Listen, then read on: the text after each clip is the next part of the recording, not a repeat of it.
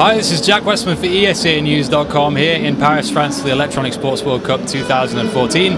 Joining me this time is GuardiaN from Team Na'Vi, who so far are 4 wins and 0 losses in Group A with Team Fnatic.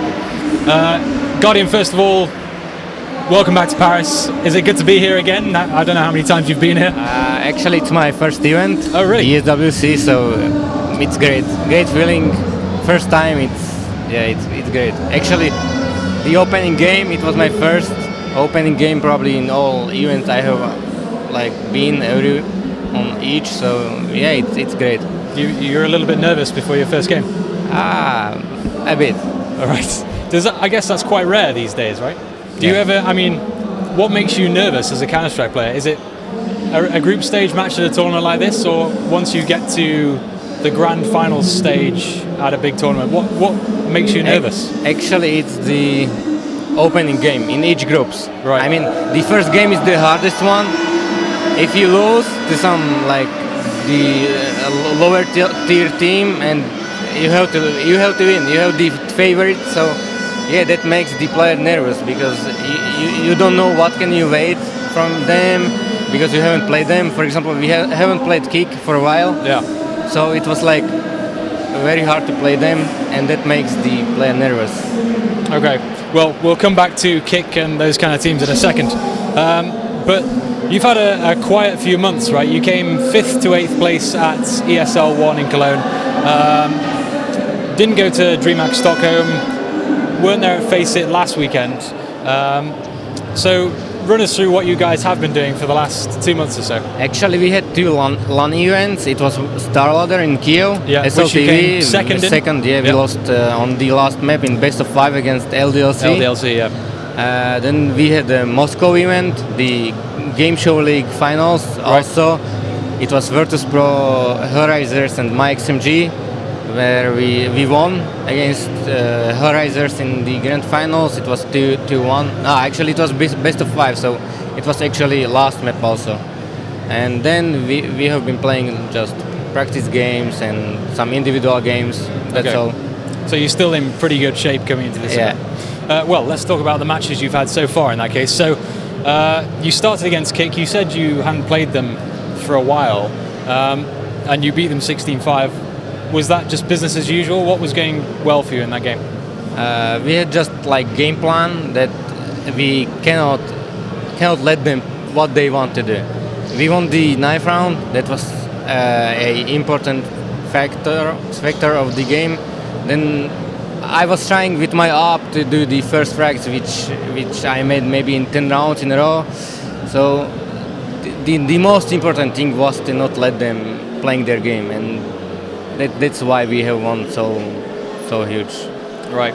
Do you feel pressure as an AWPer? Because I know AWPers sometimes are very heavily relied on to get those entry frags going into choke points, right? How dependent are Na'Vi on you playing well? Actually, it depends on the team we are playing against. For example, it's a huge pressure for me to play against Titan, where they have 2 AWPers. Kenny is probably the best AWPer in the world. Yeah. Then they have, I don't know how to pronounce his nick, KQL. Kelly. Yeah, Kelly. Okay, let's say Kelly. Neither do I. So. Okay, so it's really hard to play them. So if I do the one kill on the one AWPer, if it's Kenny or Kelly, then yeah, then it's easier to play. But to play, for example, against LDLC, which they doesn't have any AWPer, they just use shocks. Or actually they have Smiths, but he's also a great AWPer, but not like Kenny. Kenny is something like you are going in the game and you're like, okay, calm down and do your best, because you don't know what can you wait from Kenny is. Right. So yeah, I mean, in Na'Vi it depends on the map and against who are we playing. Speaking of maps, really quickly, because when I interviewed you in Cologne, you said that Nuke. We had a conversation about Na'Vi and Nuke because you guys were known for not really playing it. Is that something you've worked on since that event, trying to kind of fill in those maps that you're not great on? Right now we have like 7 maps in map pool, so we have to choose 6 for DreamHack. So we are trying to choose one that we will work on. Okay, I will not say that we have chosen the nuke because we are just trying in what will we get from it at the LAN events. Maybe we will play cobblestone just to try it. I mean, this event is something important for us, but we also need to practice and see what we can do on new maps. For example, cobblestone, cache, and nuke. So yeah, we have like 4 maps we can play. We can win on them, but we need two more maps that we have to work on. Right. Okay, well, moving on from Kick in that case. So you then played POW, the Chinese team. They got quite a few rounds against you. They scored 7 rounds. Was that take you by surprise a little bit?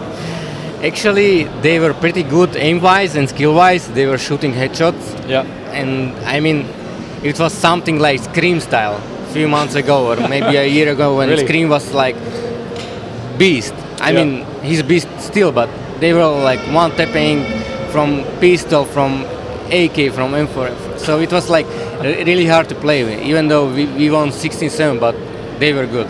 They were really good. So were they falling down? Was it mainly tactically they weren't as good as you? Yeah, they've been playing like a mix. So yeah, it was like one rushing A, one rushing B. So we were like just killing one by one. Was it the same when because you just played Energy as well, the South African team? Was it the same when you played them? Because they scored 10 rounds against you. Again, just random play or?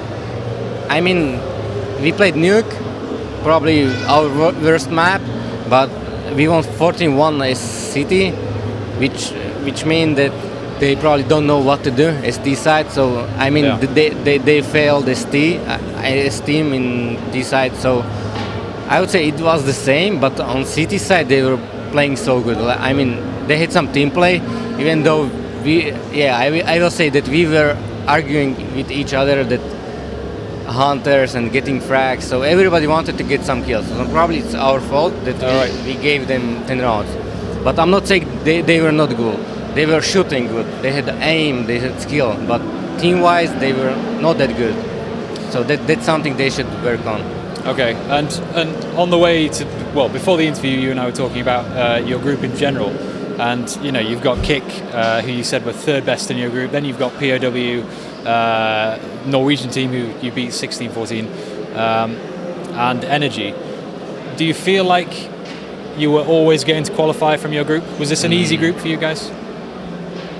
I will say that it was probably the easiest group from all of 4 groups, because we have like, I don't know, in each group like 3 or 4 top teams, but in our group it was only us and Fnatic, the favorites. Then we had some dark horses like London Conspiracy and Kick. Yeah. So I would say from all groups it was the easiest one. Okay, and I'm aware you've got another game to play, so I will let you go. But before I do, this is the first time you've ever been to ESWC. You know, you're nervous for the first game. What do you think? Is it everything you thought it would be? I would say nowadays all like huge events like this are the same, just different like companies and stuff. But I mean, I like it. See, there is something like new that it's not only about gaming. We can see like I think Peugeot or BMW with cars and some army things. So I mean, there's something new. So I like it. Okay, so the noise isn't bothering you too much? No. No. I mean, we played in Moscow and it was like 4 times bigger, so I mean, this is fine. All right, so you're used to this by now. Yeah. Right. GuardiaN, thank you very much. Sorry. Thank you. Do you want to do shout-outs before you go? Friends, family, sponsors, the like? I just want to thank to everybody who supports us, our fans, sponsors, and Navi, thanks for the opportunity that we can get to some events, and we are doing our best, and we will always do our best. All right, well, best of luck with your final game, and of course tomorrow. Day after tomorrow, yeah. And for everyone at ESA.net and ESAnews.com, stay tuned. More coverage on both websites. You know the drill by now. So catch you later on.